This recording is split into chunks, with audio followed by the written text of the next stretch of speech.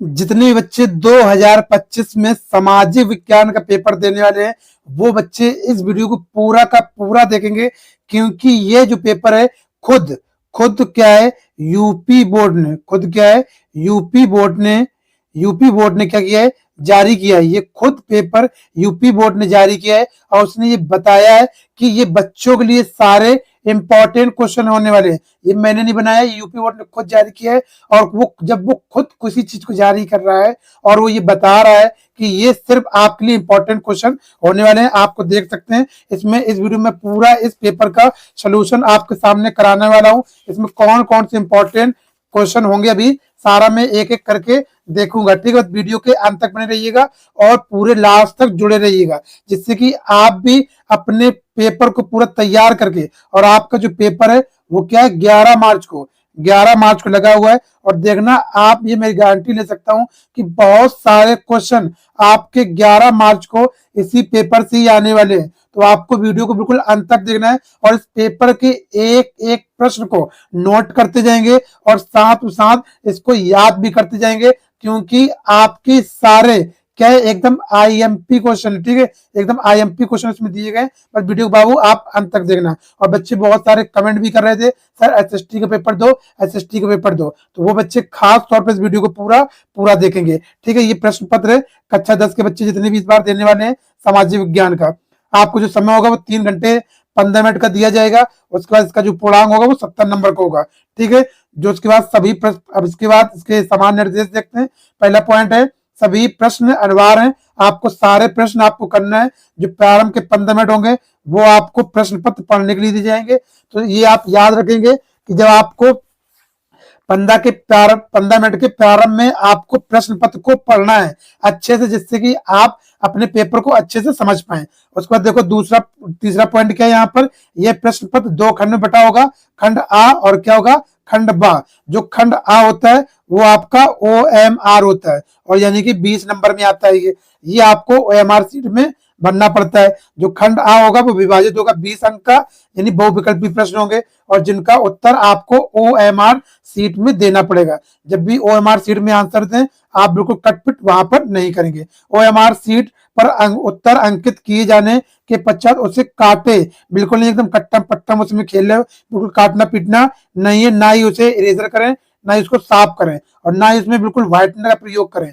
ठीक है, व्हाइटनर का प्रयोग तो आपको कहीं भी नहीं करना है, कॉपी में भी नहीं करना है और ना आपको OMR सीट में करना है। ठीक है, उसके बाद देखते हैं अब क्या है, खंड जो बा होगा वो आपका 50 अंक का होगा, वो आपको कॉपी में करना पड़ेगा। इसमें वर्णनात्मक प्रश्न होंगे 1 नंबर के, 2 नंबर के, एक आपको मानचित्र दिया जाएगा। तो मैं ये भी देखूंगा लास्ट में, वीडियो में जुड़े रहना, कि मानचित्र के जो आपके 10 नंबर होते हैं वो आप उसको कैसे कंफर्म करेंगे, मैं वीडियो के लास्ट तक इसको बताऊंगा। ठीक है, 2 प्रश्न इसके दिए जाते हैं, प्रत्येक प्रश्न के निर्धारित अंक होंगे उसको बताया जाएगा। दिए गए मानचित्र को उत्तर पुस्तिका में मजबूती के साथ संकलन वरना करना आवश्यक है। ठीक है, करना आवश्यक है, उसको बढ़िया मजबूती से तो उसमें जोड़ देना जो मानचित्र आपको दिया जाएगा, भरा जाता है। दृष्टिबाधित परीक्षार्थियों के लिए मानचित्रकार के स्थान पर अलग से प्रश्न लिखने के लिए दिए जाते हैं। जो दृष्टिबाधित होते हैं उनको मानचित्र नहीं बनना पड़ता है, वो उनको अलग से प्रश्न दिए जाते हैं, वो उनको सॉल्व कर सकते हैं। अब देखो आपका पेपर यहां से शुरू होगा, यहां से हम सॉल्व करना चालू करते हैं। सबसे पहले क्या होगा, आपका खंड आ होगा जो आपका 20 अंक का होगा और इसको आपको OMR में भरना पड़ेंगे। ठीक है, देखो जब आपको किसी भी सब्जेक्ट में अगर स्कोर बढ़ाना है तो आपको OMR में कम से कम 20 में से 20 नहीं तो 19 आपको करना ही करना है। तभी आपका हर एक सब्जेक्ट में एकदम 70 में क्या होगा, 70 में तभी आपका क्या 65 प्लस यानी पहुंच पाएगा। जब 65 प्लस पहुंचेगा सभी सब्जेक्ट में, यानी कि 95 प्लस आपका ऐसे ही पहुंच जाएगा। ठीक है, तो आपको OMR सीट पर बहुत ध्यान से चीजें बनना है और बहुत सोच समझ के चीजें भरना है। यहाँ पे एक एक चालू करते हैं। सबसे पहले बहुविकल्पी प्रश्न होंगे, इसमें सारे इंपॉर्टेंट बहुविकल्पी प्रश्न दिए गए। देखो पिछली बार क्या हुआ था, मैंने एक पेपर डाला था कला का। ठीक है, और कला में क्या हुआ था, मैंने जो पेपर डाला बोर्ड के द्वारा जारी किया गया पेपर था। जब बच्चे पेपर देकर आए थे तो उन्होंने कहा सर आपने जो पेपर बताया था वही 20 में से 16 से 15 प्रश्न वही सेम टू सेम आ गए जो मैंने पेपर बताया था। तो पेपर बोर्ड के जो होते हैं बहुत ही महत्वपूर्ण होते हैं, इंपॉर्टेंस होते हैं, आप इसको पूरा सॉल्व करके जाना। ठीक है, अब देखते हैं राष्ट्रवाद का उदय सर्वप्रथम किस देश में हुआ? तो किस देश में हुआ था? सबसे पहले इसका हुआ था किसमें? जर्मनी में, फ्रांस में, इटली में, ब्रिटेन में। तो इसका हुआ था किसमें? फ्रांस में। किसमें हुआ था? फ्रांस में। डायूक मेटरनिक ने सामाजिक व्यवस्था का सबसे खतरनाक दुश्मन किसको माना? रूसों को, विक्टर इमेनुएल को, या फिर कैल्विन को, या फिर ज्यूसेफी मैथसनी को। तो किसको माना था? इसको माना था। यही इसका डी ऑप्शन सही हो जाएगा। इसका डी ऑप्शन बिल्कुल राइट है। उसका सूती कपड़ा मील मील की रूपरेखा किसने की थी? इसका हो जाएगा, इसका ऑप्शन सही हो जाएगा बिल्कुल। क्या? रिचार्ड रिचार्ड ऑकराइट ने की थी। उसके बाद सन 1928 से 1934 के बीच भारत में गेहूं की कीमत 50% तक गिर गई। इसका कारण था अंतरराष्ट्रीय बाजार में जब क्या हुआ था? सन 28 से लेके सन 3400 के बीच में क्या हुआ था? गेहूं की कीमत जो थी वो 50% गिर गई थी। और कौन से बाजार में? अंतरराष्ट्रीय बाजार में। इसका क्या कारण था? क्या कारण था? इसका जो कारण था वो क्या था? कीमतों का बढ़ना था। कीमतें बढ़ गई इसलिए उसकी रेट गिर गया था। ठीक है, इसका ये हो गया। अब आगे बढ़ते हैं, आगे देखते हैं। प्रश्न संख्या आपका 5वां है। 1448 ईस्वी में गुटेनबर्ग ने कौन सी पहली पुस्तक छापी? तो कौन सी पहली पुस्तक छापी थी? इसका हो जाएगा बाइबिल पुस्तक उसने सबसे पहले छापी थी। बेल्जियम में सामुदायिक सरकार का चुनाव कौन करता है? बेल्जियम में सामुदायिक सरकार का चुनाव कौन करता है? तो कौन करता है इसमें बेटा? इसका हो जाएगा आपका ए ऑप्शन बिल्कुल राइट है। एक ही भाषा बोलने वाले लोग जो होते हैं वो बेल्जियम के यानी सामुदायिक सरकार का चुनाव करते हैं।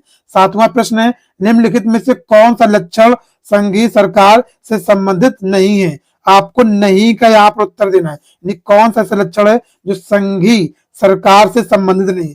नहीं वाले प्रश्न बहुत आपसे क्या होता है? नहीं वाले जो प्रश्न होते हैं वो आपसे बहुत पूछता है। देखो इसमें क्या हो जाएगा? कठोर। क्या हो जाएगा इसमें? कठोर एवं लिखित संविधान ये इससे संगत है। तो इसका ये उत्तर नहीं हो जाएगा क्योंकि इसमें नहीं वाला पूछा गया जो इस ऑप्शन में चारों में से नहीं है। तो इसमें क्या? शक्तियों का केंद्रीकरण, हाँ ये नहीं है। ठीक है, इसका ये ऑप्शन इसका नहीं है। शक्तियों का केंद्रीकरण नहीं है। इसका बी ऑप्शन सही हो जाएगा। निम्नलिखित में से लैंगिक असमानता को बढ़ावा देने का कारण नहीं है। इसमें भी नहीं वाला पूछा गया है। एसएसटी में क्या होता है? नहीं वाले क्वेश्चन बहुत सारे पूछे जाते हैं, उसको आपको बिल्कुल एकदम ध्यान से सॉल्व करना है। ठीक है, इसमें नहीं पूछा गया है कौन सा असमानता को, लैंगिक असमानता को नहीं बढ़ाता है। तो कौन है? श्रम का लैंगिक विभाजन, जैविक बनावट, समाज का पितृ प्रधान होना, या फिर महिलाओं में साक्षरता दर की कमी। तो इसका कौन सा हो जाएगा? इसका राइट ऑप्शन जो है वो बी है, जैविक बनावट। ठीक है, ये इसका नहीं है, बाकी सब होते हैं। लैंगिक असमानता में ये 3 होते हैं, ये बी वाला नहीं होता है। उसके बाद सांप्रदायिकता की समस्या प्रारंभ होती है जब सांप्रदायिकता की समस्या कब प्रारंभ होती है? तो कब प्रारंभ होती है इसकी? इसका हो जाएगा ए ऑप्शन सही है। धर्म को ही राष्ट्र का आधार मान लिया जाए। ठीक है, उसका 10 देखते हैं। निम्नलिखित में से कौन सा संघ सूची का विषय नहीं है? इसमें देखो नहीं वाले बहुत पूछते, नहीं इसमें भी पूछा गया है। कितने क्वेश्चन आपके सामने आ चुके हैं और आपके पेपर में देखना बहुत सारे नहीं वाले पूछेगा। तो इसका कौन सा हो जाएगा? इसका राइट ऑप्शन हो जाएगा शिक्षा जो होता है वो संघ सूची का विषय नहीं। ठीक है, संघ सूची का विषय कौन नहीं है? शिक्षा नहीं है। प्रतिरक्षा होता है, मुद्रा होता है, विदेशी मामले इसे संघ सूची में आते हैं, बट शिक्षा नहीं आता है।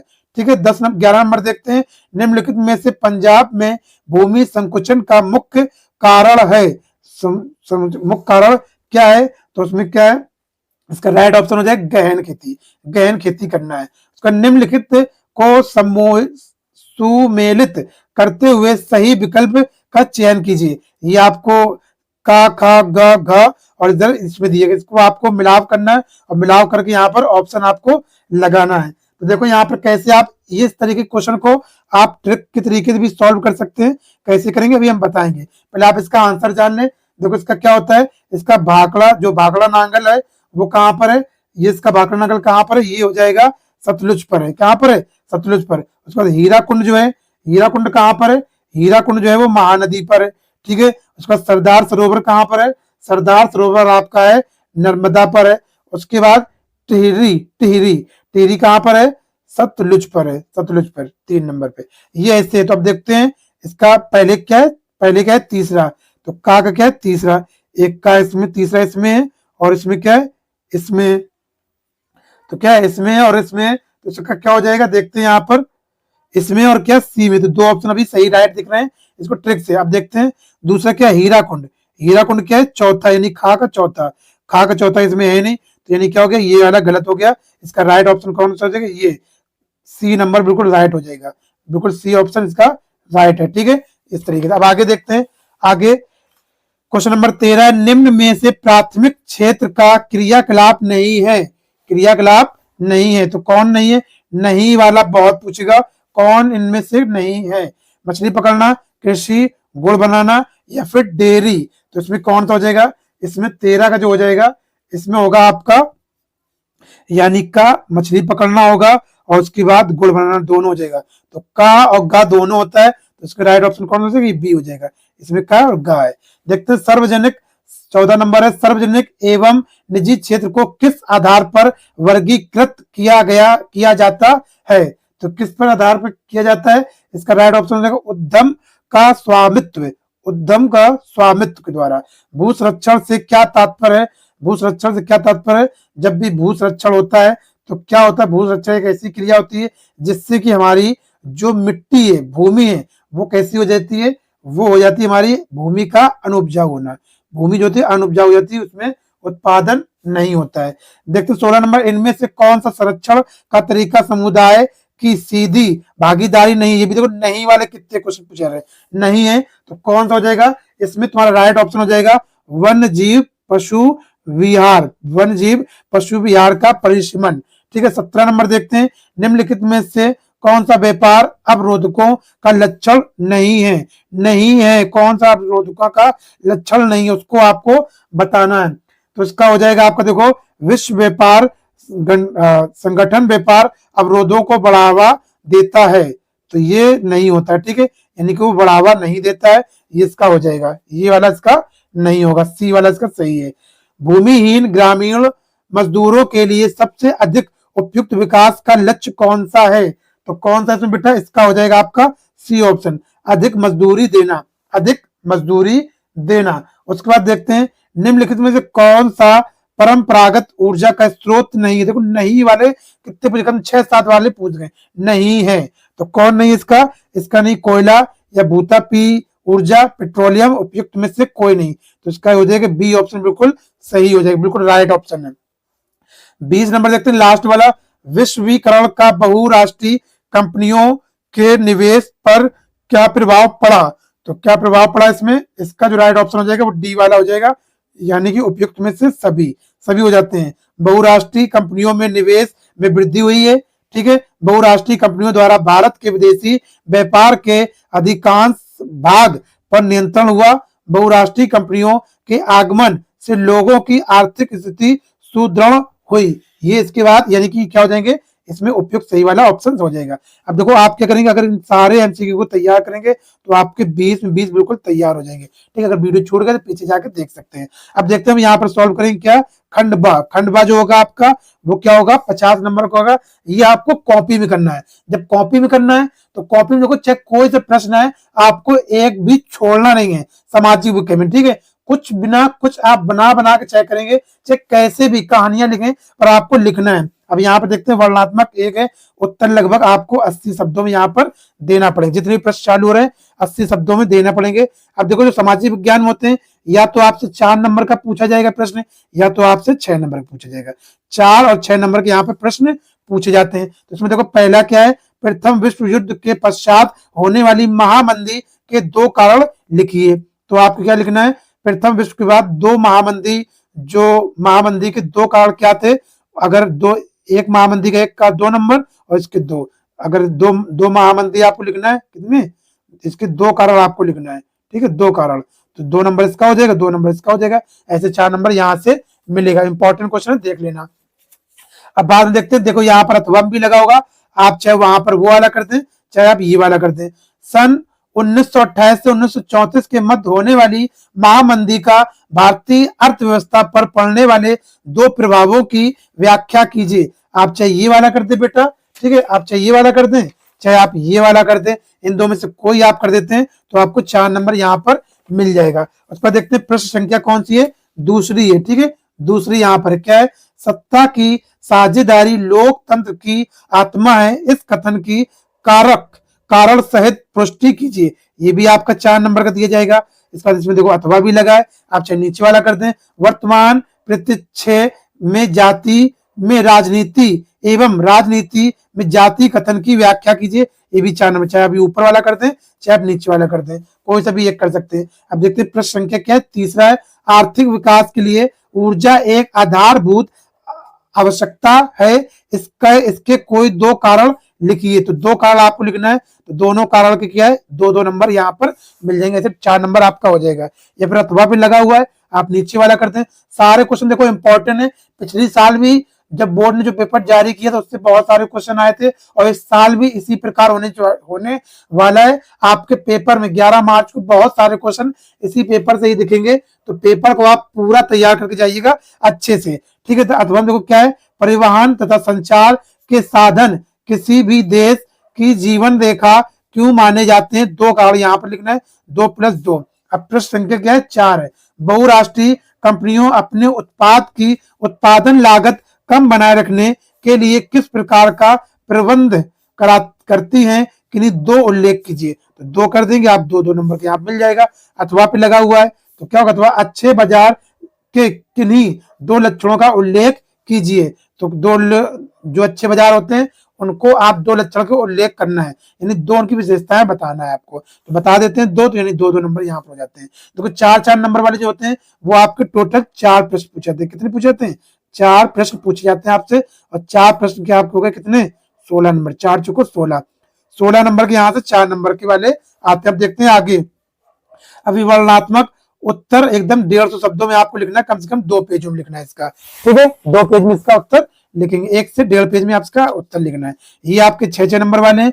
प्रश्न संख्या क्या है, 5 है, महात्मा गांधी ने असहयोग आंदोलन क्यों चलाया, किन्हीं दो कारणों को लिखिए, इसे उन्होंने स्थापित क्यों कर दिया, ठीक है। यानी बहुत इंपॉर्टेंट, महात्मा गांधी का एक जरूर आपके पेपर में आएगा। तो महात्मा गांधी के बारे में कुछ भी है आप एक उनका क्वेश्चन पढ़ लो, आप वहां से कर दोगे। देखो अब अगला देखते हैं, अथवा में यहाँ पर लगा है, सत्याग्रह का क्या अर्थ है, महात्मा गांधी द्वारा चलाए जाने वाले किन्हीं दो सत्याग्रह आंदोलन का उल्लेख कीजिए। ये भी आपका 6 नंबर का होता है, चाहे ऊपर वाला करते चाहे नीचे वाला करते, दो में से कोई एक आपको करना है यहाँ पर, ठीक है। अब देखते हैं प्रश्न संख्या क्या है, 6 आपकी, लोकतंत्र में राजनीतिक दलों की आवश्यकता क्यों पड़ती है, इसके किन्हीं 4 कार्यों का उल्लेख कीजिए, ठीक है। ये आपके भी, ये भी आपके होता है 6 नंबर, 2 1 1 1 1 4 नंबर का ये पूछा गया और यहाँ पे ये पूछा गया है, ठीक है। कितने 4 कार पूछे गए, तो यानी हर एक कार आपका 1-1 नंबर का यहाँ पर ऐसे है।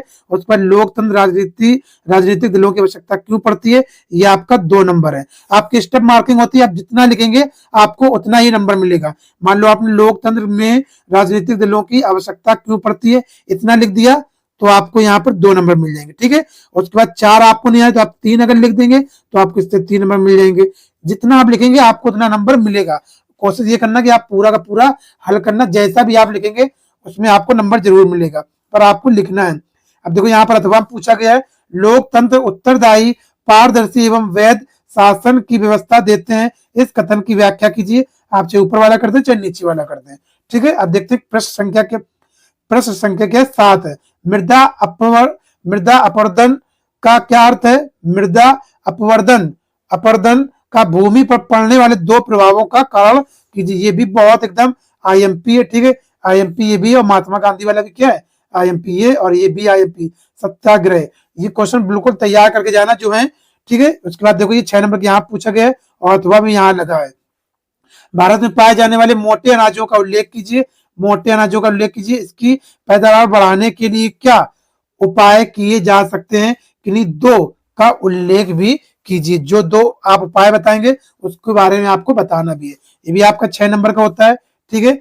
आप चाहे ऊपर वाला करते हैं चाहे आप नीचे वाला करते हैं, एकदम इंपॉर्टेंट है। अब देखते हैं प्रश्न संख्या क्या 8 है, असंगठित क्षेत्र के श्रमिक सामाजिक भेदभाव के शिकार हैं। इनके 3 कारण लिखना है, हर एक कारण आपका 2-2 नंबर का होगा। तो यहाँ पर भी 6 नंबर का अथवा लगा होगा, आप चाहे नीचे वाला कर देंगे। मानव विकास सूचकांक क्या है? मानव विकास को नापने वाले प्रमुख अवयवों का वर्णन कीजिए। 2+4 ये भी 6 नंबर का है। ठीक है, मानव विकास सूचकांक क्या है? अगर आप कर देंगे 2 नंबर यहाँ मिल जाएंगे। मानव विकास को मापने वाले प्रमुख अवयवों का वर्णन कीजिए, तो इसको आपको 4 नंबर मिलेंगे। ठीक है, इस प्रकार से आपको करना है। सारे क्वेश्चन इसमें क्या है इंपॉर्टेंट, आप देख सकते हैं बिल्कुल एकदम। ठीक है, अब आगे देखते हैं। अब आपका क्या जाएगा, मानचित्र का कार्य आ जाएगा। ये आपको मानचित्र में बनना पड़ेगा। किसमें बनना पड़ेगा? मानचित्र में। ठीक है, मानचित्र में दिखा देता हूँ कैसे आपको बनना है। अगर मेरे पास होगा तो मैं दिखा देता हूँ, थोड़ा सा होगा, जब होगा तो मैं दिखा रहा हूँ। 1 मिनट रुकिएगा। ठीक है, इसको आपको मानचित्र बनना है। किसमें बनना है? मानचित्र बनेंगे। देखो ये प्रश्न संख्या किसमें होती है? 9 में। मैं आपको एक अलग से वीडियो बता दूंगा। मानचित्र में निम्नलिखित स्थानों को भारत के रेखा मानचित्र में ये आपको दिया गया, यानी पॉइंट इस चिन्ह के द्वारा नाम सहित दर्शाइए। सही नाम व सही अंकन हेतु 1+1 अंक निर्धारित है। यानी आधा नंबर है। आधा नंबर आपको कॉपी में लिखने का मिल जाएगा, और आधा नंबर आपको जो मिलेगा क्या, मानचित्र उसमें बनने से आपको मिल जाएगा। अब देखो इसमें पहला वाला पूछा गया क्या है, सारे इंपॉर्टेंट तैयार करना है। वह नगर जहां जलियांवाला हत्याकांड हुआ, तो क्या सा वो था अमृतसर। क्या था? अमृतसर में हुआ था। खा नंबर क्या है? वह स्थान जहां गांधी जी ने सर्वप्रथम नमक बनाया, तो क्या था? वह डांडी था। क्या था? डांडी। ठीक है, क्या था? डांडी था, यहाँ पर डांडी। उसके बाद गा नंबर है, वह स्थान जहां नील की खेती करने वाले किसानों ने आंदोलन किया था। पता है चंपारण में किया था। किसमें किया था? चंपारण जो होता है वो बिहार में है। चंपारण में किया था। उसके बाद घा नंबर क्या है? वह स्थान जहां सूती मिल श्रमिकों ने सत्याग्रह किया था, तो वह कौन सा स्थान है? इसमें हो जाएगा क्या? अहमदाबाद। क्या हो जाएगा? अहमदाबाद हो जाएगा। देखो अगला नंबर देखते हैं, वह स्थान जहां दिसंबर 1920 में भारतीय राष्ट्रीय कांग्रेस अधिवेशन हुआ था, वो कौन सा था? आपका नागपुर था। ठीक है, क्या था? नागपुर था। तो 2 आपको मैप दिए थे, ये 5 नंबर का था, और एक आपको और दिया जाएगा 5 नंबर का। ये 5 नंबर आपको ऐसे पूरे पक्के हो जाएंगे। यानी इसको आपको कॉपी में लिखना पड़ेगा, और इसको भरना मैप में पड़ेगा पॉइंट बना के। मैं इसको अलग से बता दूंगा। अब देखो आगे दिया, केवल दृष्टि परीक्षार्थियों के लिए ही मानचित्रकार के विकल्प रूप में है। ठीक है, ये जो है ये नीचे वाला दिया गया है, ये जो दृष्टिबाधित लोग हैं उनके लिए ये करना है, ये आपको नहीं करना है, आपको ये वाला करना है। ठीक है, ये वाला। अब आगे देखते हैं, मानचित्रकार फिर से आएगा आपका 10 नंबर में, यानी 5 नंबर आपको ऊपर मिल गए। 5 नंबर 10 नंबर के हो जाएंगे, तो कितने हो गए आपके? 5+5 10 नंबर का पूरा मानचित्र आता है आपके। देखो निर्देश दिए गए भारत के मानचित्र में निम्नलिखित को दर्शाइए। ये भी आधा प्लस कितना होगा? आधा, यानी आधा जो होगा इसका आप नाम लिख देंगे तो मिल जाएगा, और आधा जो होगा आप मानचित्र में दर्शा देंगे तो उसका आपको नंबर मिल जाएगा। ठीक है, ऐसे ये होता है। अब देखते हैं आगे, एक एक सॉल्व करते हैं। पहला क्या है? पश्चिम बंगाल का एक उद्यान चिन्ह द्वारा नाम सहित, यानी कि पश्चिम बंगाल में एक उद्यान का नाम बताओ, और उसको इस चिन्ह के द्वारा पश्चिम बंगाल में तुम्हें बताना है। तो कौन सा पश्चिम बंगाल में है? तो पश्चिम बंगाल में सुंदरवन। कौन सा है? सुंदरवन है। ठीक है, सुंदरवन। दूसरा नंबर है, नर्मदा नदी पर बना बांध चिन्ह के द्वारा समझाइए। जो नर्मदा नदी पर कौन सा बांध बना है? तो कौन सा बना है? सरदार सरोवर। कौन सा बना है? सरदार सरोवर। अगर आप इसको मानचित्र में भरना नहीं जानते हैं तो आप मुझे कमेंट में लिख के ये लिख देंगे मानचित्र आप लिख देंगे, तो मैं आपको इसका वीडियो बनाकर दे दूंगा। ठीक है, एक अलग से आपको। तीसरा क्या है? महानदी। ये आपको ऐसे करके दिया, महानदी चिन्ह द्वारा नाम सहित। महानदी चिन्ह द्वारा, महानदी जो है वो कहां पर है उसको बताना है। महानदी जो है वो कहां पर है? उड़ीसा में। ठीक है, उड़ीसा। और चौथा नंबर क्या है? झारखंड का एक कोयला क्षेत्र चिन्ह द्वारा। झारखंड में एक कोयले का क्षेत्र में बताना है, तो बता सकते हो आप। क्या है? विशाखापट्टनम। क्या है? विशाखापट्टनम। विशाखापट्टनम। या फिर आप बता सकते हो हल्दिया, हल्दिया भी बता सकते हो, क्योंकि आपको यहाँ पर एक ही बताना है, हल्दिया। दो में से आप कोई एक कर देंगे, नंबर मिल जाएगा। भारत में पूर्वी तट पर स्थित एक पतन चिन्ह द्वारा नाम सहित, तो क्या हो जाएगा इसमें, एक पतन चिन्ह नाम सहित आता ये देखो, देखो ये जो था यहाँ पर दिया, यहाँ पर ये इसका आंसर है, ठीक है। इसका ये हमने यहाँ पर गलत करा दिया। इसका जो आंसर हो जाएगा, जो कोयले वाले क्षेत्र है, ये इसका है, भारत के पूर्वी तट पर स्थित एक पतन चिन्ह द्वारा नाम सहित, तो इसका क्या हो जाएगा, विशाखापट्टनम हो जाएगा। क्या हो जाएगा, विशाखापट्टनम या फिर हल्दिया आपका हो जाएगा, ठीक है। विशाखापट्टनम या हल्दिया। उसको देखो ये चौथे वाले क्या है, झारखंड एक कोयला क्षेत्र चिन्ह द्वारा इसका नाम बताना है, तो इसका आप क्या हो जाएगा, इसका हो जाएगा रानीगंज, ठीक है। क्या हो जाएगा, रानीगंज इसका आंसर हो जाएगा। इस तरीके से कर देंगे, आपको यहाँ पर 5 नंबर मिल जाएंगे। तो ये पूरा 70 नंबर का सोल्यूशन हो गया है आपका। अगर आप इसका पूरा सोल्यूशन देख के जाएंगे तो आप भी अपने पेपर में 70 में से क्या 65 प्लस जरूर बना पाएंगे। अगर आपकी वीडियो कहीं छूट गई है तो आप पीछे जाकर इसको देख सकते हैं। और आपको और भी कोई वीडियो चाहिए मेरे कमेंट में बताएं। अभी तक आपने चैनल को सब्सक्राइब नहीं किया है, सब्सक्राइब करें, वीडियो को लाइक करें और दोस्तों तक इसको जरूर पहुंचाएं। फिर मिलते हैं आपको नेक्स्ट वीडियो में।